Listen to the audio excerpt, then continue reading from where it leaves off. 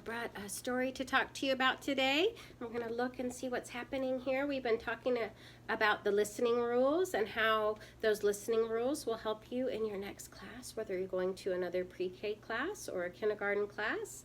And so we talked about how you want to have your eyes, that's right, looking or watching, your ears listening, your voice quiet, and your body calm, right? Now we're going to look at this story and talk about what's happening here in this story.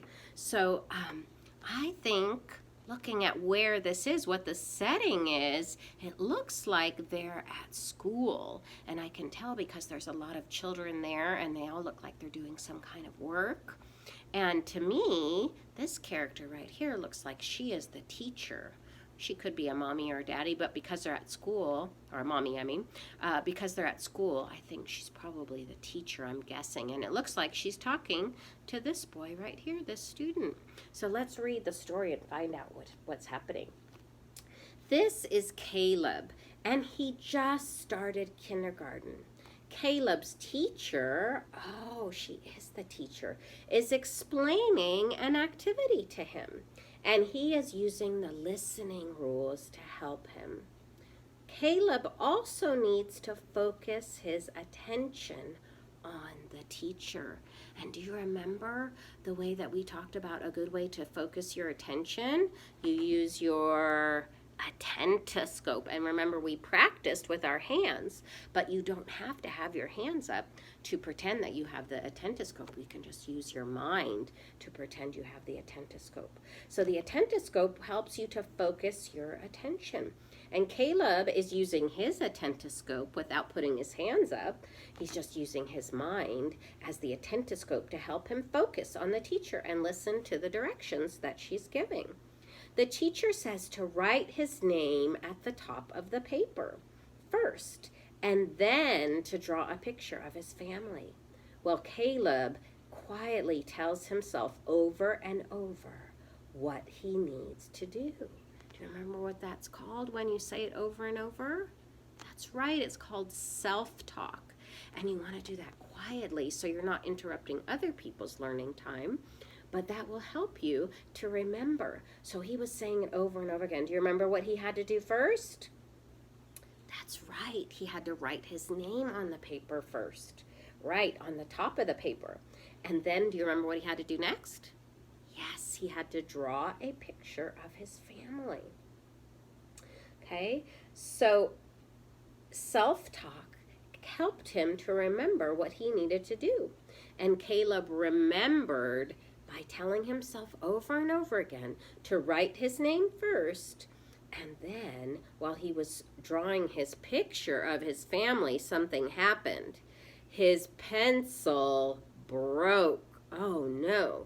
Caleb needs to get another pencil to be able to finish the drawing of his family that his teacher told him to do. What can Caleb do? He could ask for help. We didn't talk about these friends back here, but there's some friends back there who are working, and I see one of them has a pencil. Could he ask one of them for some help? He could. He could ask a friend for help. He could also ask his teacher for help, right? He could say, may I get another pencil because mine broke? Or, do you have another pencil for me? Please, may I have another one? There are lots of respectful ways to ask for help from his teacher. But if his teacher is busy, maybe his teacher is talking to another friend, then it's a good idea to ask a friend first so that the teacher can do her job. Because remember, just like in art class, and when sometimes there's just one or two teachers with a lot of children, sometimes the teacher is busy talking to someone else. So asking a friend could be a good idea. So that's what Caleb decides to do.